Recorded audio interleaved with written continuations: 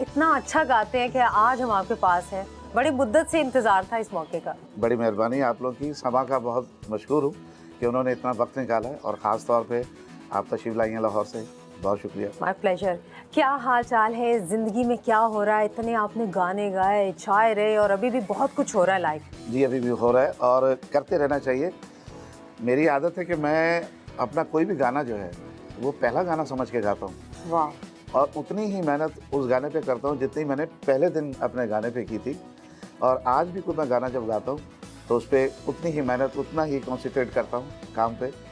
और कुछ लोग होते हैं ना कि जब वो समझते हैं कि थोड़ी सी शोहरत मिल गई है तो वो फिर आगे मेहनत नहीं करते। बिल्कुल। लेकिन मेरा ऐसा नहीं है, इजी हो जाते हैं। जी, मैं आज तक अपने नाम की नहीं अपने काम की खाता हूँ। वाह वाह वाह, ज़बरदस्त, ये बड़ी प्यारी बात की है और वाकई। अच्छा मुझे ये बताइए, हम पहले स्टार्ट करते हैं सिंगिंग करियर। जो आपने कहा पहला सॉन्ग कौन सा था आपका जो सिंगिंग करियर का पहला सॉन्ग? क्योंकि मेरी पैदाइश सिंध की है, रोड़ी की, डिस्ट्रिक्ट सक्खर। ओके। तो वैसे मेरी फैमिली जो है वो पंजाबी है, अराई। ओके। अच्छा, आप पैदा सिंध में हुए? जी मैं और सिंध में फैमिली पैदा- अच्छा पंजाब। मेरे वालिदैन जो है वो मतलब मेरे वाले साहब भी वहाँ। तो मेरी मिसिज मुझे कहती तुसी गुजरात दो, तुसी किस तरह अपने आप को कहते हो कि जी मैं।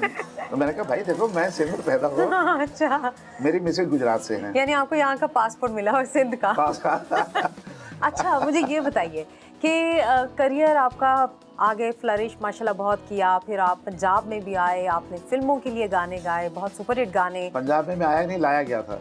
लाए गए थे कैसे?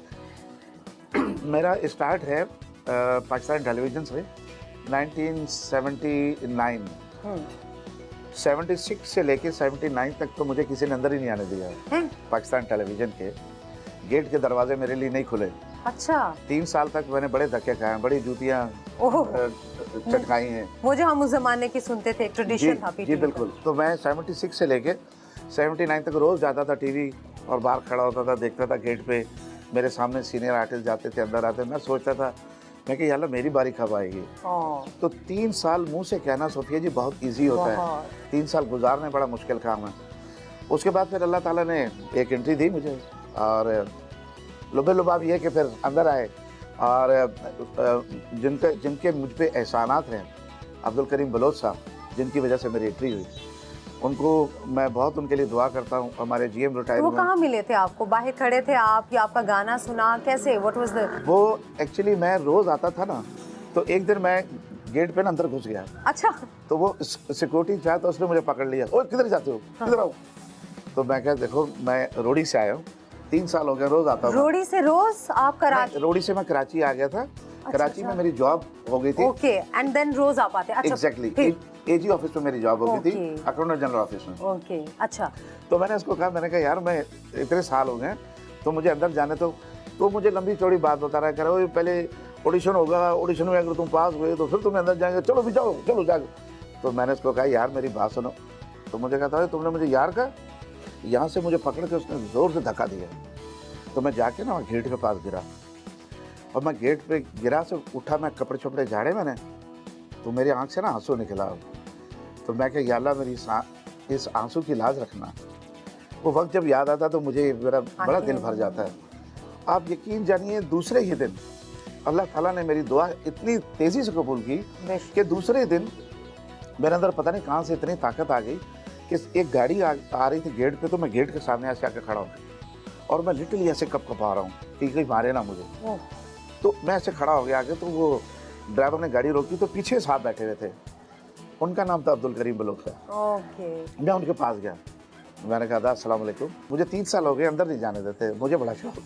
अच्छा। तो उन्होंने मेरे तरफ देखा, कहने अच्छा आओ अंदर आओ।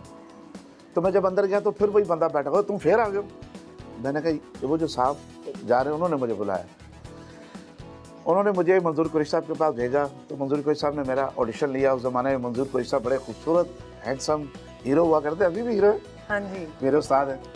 तो उन्होंने मेरा ऑडिशन लिया, तो पहला ड्रामा उन्होंने मुझे दिया। अच्छा, एज एन एक्टर? मैं एज एन एक्टर आया था। ओ माय गॉड, यानी आप सिंगर के तौर पे यहाँ पीटीवी में नहीं थे, आप ना। एक्टर थे। जी जी जी, मैं एक्टर की हैसियत से आया था। ओके। हीरो बनने के लिए आया था। Okay okay. और हर माँ को अपना बेटा हीरो लगता है। और आप हैं भी हीरो टाइप तो हैं ही आप, माशाल्लाह अच्छे खुश शक्ल। बहुत शुक्रिया आपका। अच्छा, बस मेरे हिसाब से। बहुत प्यारी बातें लग रही हैं, लेकिन मैं सोच रही हूँ कि एक फैमिली जो पंजाब से आई और फिर रोड़ी में सेटल डाउन हुई, आप वहाँ पे एक स्टार सेलिब्रिटी पैदा हुए, सिंधी बोलते हैं। अच्छा, पेरेंट्स पंजाबी और सिंधी माहौल कैसा लगता था आपको? थोड़ा सा डिफरेंट फील हुआ या क्या लगता था? ज़रा वो भी बताइए, बचपन को ज़रा खोले दो। मेरे वालिद साहब जो है, अल्लाह ताला उनको जन्नत में आला मकाम दे, उनकी बस ये थी कि मुझे मेरे जहाँ दादा दादी दफनाए हुए हैं, उन्होंने कहा मुझे वहाँ दफनाना, तो उनको गुजरात दफनाया हुआ है। मेरी जो मट्टी है वो गुजरात है। आपको तो मेरी मट्टी भी गुजरात है। अच्छा, माशाल्लाह, आप भी गुजरात से हैं। अच्छा जी। जबरदस्त। तो गुजरात में दफनाए वाले साहब, वालदा मेरी हयात है, दुआ कीजिएगा अल्लाह ताला उनको सेहत और दूसरी दे। तो मेरी माँ को सिवाय पंजाबी के आज तक कोई जुबान नहीं आई, सिंधी भी नहीं। कोई जुबान समझती सारी जुबानें, ओके, जवाब पंजाबी में देती है। अच्छा। अम्मा हज करके आई ना, तो वो गांव की आगे सारी अम्मा हज आनी दुआ मुबारक हो जाए, हज करे आई यहाँ सांझ लाए दुआ कर जा भागोरा को जफी शफी पा रहे हैं। तो अम्मी आगे से जवाब पंजाबी में दे रहे, जी मेरा पुत्र जिंदियां रहो, तुसी मेहरबानी। अच्छा, तो आपको क्या मतलब मिक्स? हाँ। तो हम लोग तो घर में मतलब बचपन में सिंधी बोलते थे, ठीक, लेकिन माँ जाहिर है, माँ का जो है ना इन्फ्लुएंस ज़्यादा होता है, बहुत ज़्यादा, तो इसलिए पंजाबी भी आती, घर में सारे बोलते हैं। मैं घर में लाडला बहुत हूँ। अच्छा, कितने बहन भाई? हमारी 8 बहनें माशाल्लाह, और 3 भाई। एक बहन जो वो छोटी सी थी, फौत हो गई थी, और मैं 7 के बाद हुआ। ओके, मैं सत्तू हूँ, तो इसलिए मैं घर में बहुत लाडला हूँ। अच्छा, तो इसलिए शायद हो सकता है कि मुझे इजाज़त मिल गई कि मैं गाना गाने के लिए मैं काम करने के लिए आ गया। अच्छा, मुझे ये बताइए कि बिजी रहे आपने, सिंगिंग जब शुरू की बिजी रहे, तो फैमिली को क्या टाइम कम दे पाते थे, क्या करते थे आप मैनेज? क्योंकि आप तो शिफ्ट लाहौर हो गए थे। नहीं, जब मैं लाहौर शिफ्ट हुआ था तो उस टाइम फैमिली तो मेरी यहीं थी। मैं क्योंकि मैं तकरीबन 100 से ज़्यादा जो है वो प्लेबैक सिंगिंग की है मूवीज़ में, और तकरीबन 3 मूवीज़ जो है मैंने एज एन एक्टर की हैं। तो उस वजह से मैं वहाँ पे लाहौर में बहुत ज़्यादा बिजी था। कभी दिन में मेरी शिफ्ट होती थी, कभी रात में नहीं, शिफ्ट लेकिन होती थी। फैमिली जो कराची में होती थी। सफर किया, बेगम ये कहती होंगी, अरे आप कहाँ गए हैं, बच्चे याद करते हैं। बिल्कुल। तो क्या ऐसी शिकायतें आती थी? जी बिल्कुल आती थी, और मुझे फील भी होता था कि मैं बच्चों को टाइम कम दे पा रहा हूँ। अच्छा, तो आप भुट्टो साहब को लीडर मानते हैं, फिर आप आसिफ जरदारी को? मैं 74 में जब मैंने मैट्रिक किया था, तो उस वक्त से मैंने पाकिस्तान पीपल्स पार्टी ज्वाइन की थी। जी, मैं यूथ में था पीपल्स पार्टी के, और आज भी मैं अदना सा कारकुन हूँ पीपल्स पार्टी का, और पीपल्स पार्टी के साथ मेरी लाइकिंग है, मेरी मोहब्बत है।